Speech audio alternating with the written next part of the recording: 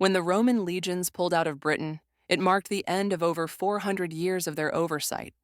This departure left a significant vacuum, and suddenly, Britannia was left to fend for itself. Imagine the impact of losing not just protection, but also the administrative structure that Romans provided. The departure was not just about soldiers leaving, it was about the abrupt end to a way of life. People had to adjust quickly to new realities. Yes, exactly. With the Romans gone, the infrastructure they had built started to decay. Roads were neglected, and cities that once bustled with Roman energy began to decline. Urban centers, once the heart of life and culture, turned quieter. But this was also a chance for the Britons to form their own identity, to be independent and create something new out of these challenges. It was a time of loss, but also of new beginnings. With the Roman exit, there was a cultural shift as well. This period saw a blending of Roman and Celtic practices. People who once lived with Roman influence had to find balance between what was and what is. Sub-Roman Britain was a unique mixture, fusing elements of Roman lifestyle with native Celtic traditions. This fusion enriched the culture, albeit while some semblances of the old way lingered. That's true, and there were still some Roman aspects hanging on. The trade routes, for instance, didn't disappear overnight. Traders from as far as Byzantium and North Africa continued to visit Britain, attracted by its valuable resources like tin. This meant that certain Roman luxuries and influences remained. Despite the uncertainty of those times, the contact with foreign lands allowed Britons to keep a flicker of their Roman past alive. In the face of dramatic change, the Celtic traditions in Britain didn't just survive, they thrived, especially in the regions where common Brethonic dialects were spoken. Imagine how language acted as a key part of identity for these people. It was more than just a way to communicate. It was a reminder of their heritage. Despite the overwhelming Roman influence, the language remained a cornerstone of who they were, uniting communities in the times after Rome. That's right. In areas like Ireland, Gaelic prevailed, giving the people a strong sense of culture and history. The Picts in the north also held onto their unique dialects. Even in regions that were more Romanized, language diversity was a testament to the layers of cultural influence.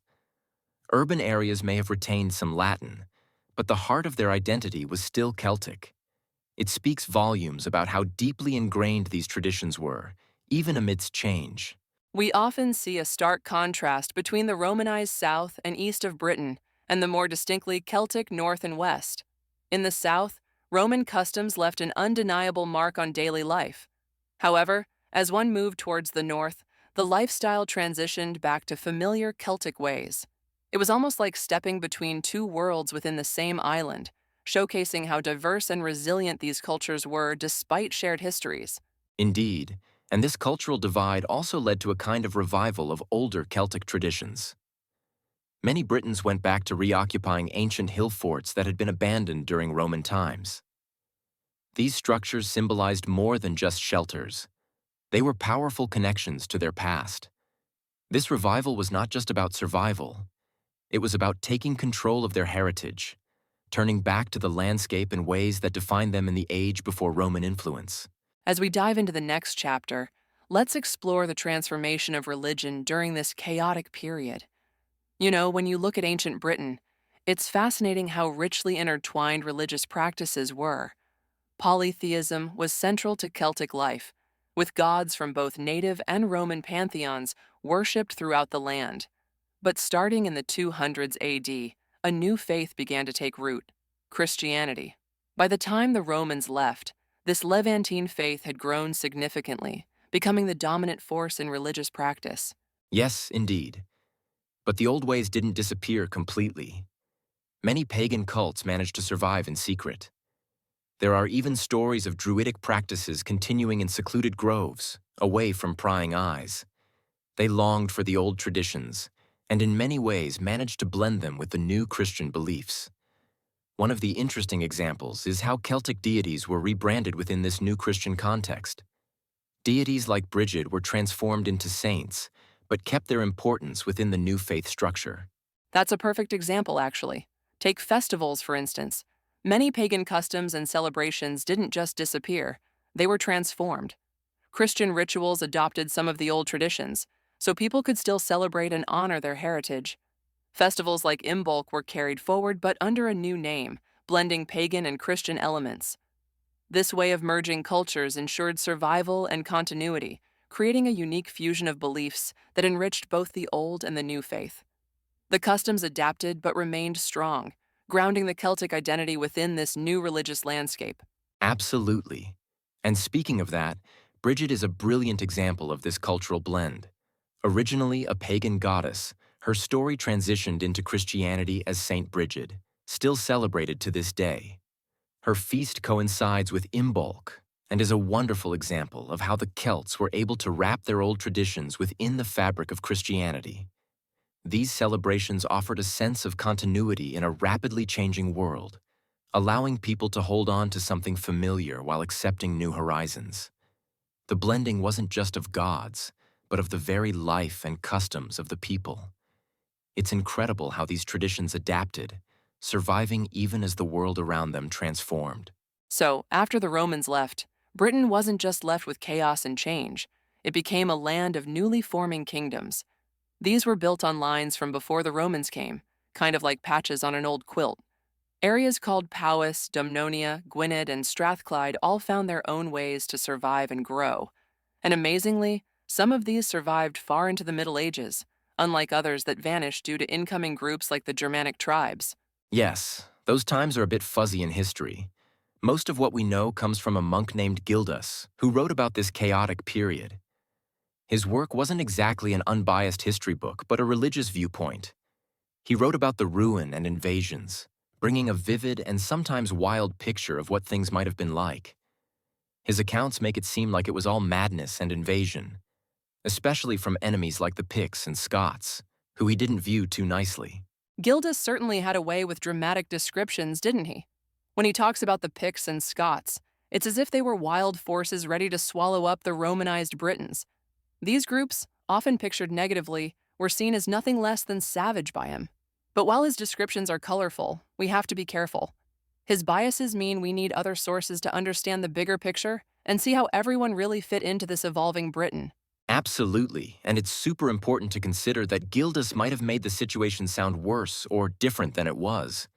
His portrayal of the Romano-Britons fighting against invaders creates an image of a heroic yet desperate people.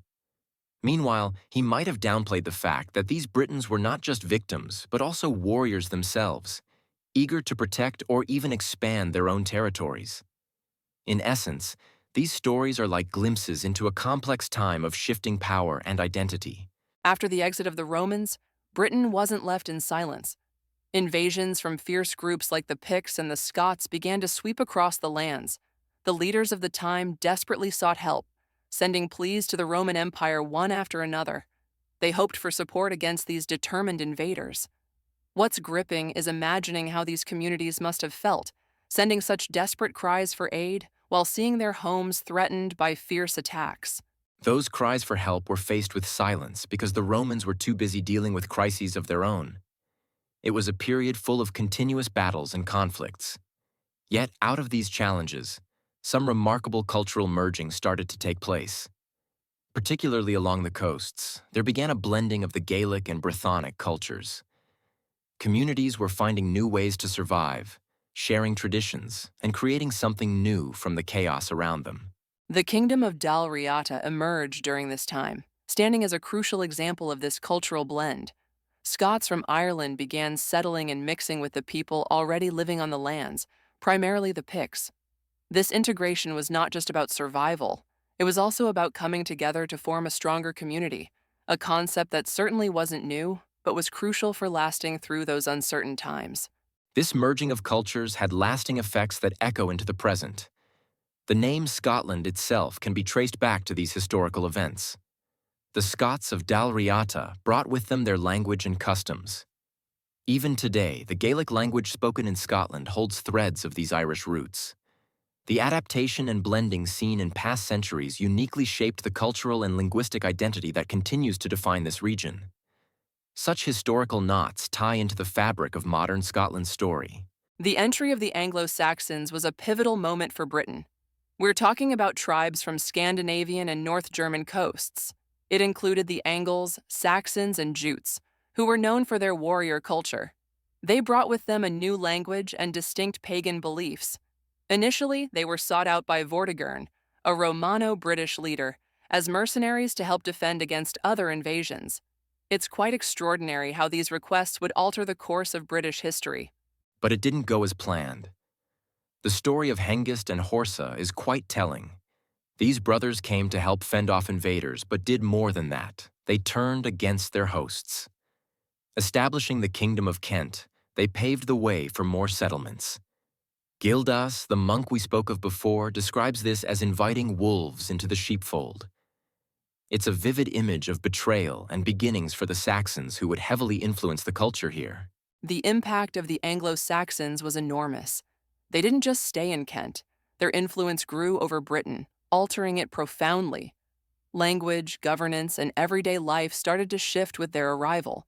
The distinctive Anglo-Saxon culture, which included things like new styles of dress, home building, and farming practices, began to reshape Britain at its core. And scholars today still debate the specifics of their migration and settlement patterns. How did they manage to spread so widely and effectively? What did their arrival mean for the existing Britons? Some argue it was a peaceful assimilation over time, while others see it as a series of conflicts and takeovers. The truth is likely a mix of both, showing that history is never as straightforward as it might seem. The legacy of this era is deeply woven into the fabric of modern Britain. Its influence can still be seen today in traditions, language, and cultural practices. As we've explored, this time was marked by both turmoil and transformation. We hope today's episode has inspired you to delve even deeper into history. If you enjoyed our journey, please like, subscribe, and share your thoughts in the comments. Your engagement helps us explore more historical adventures together.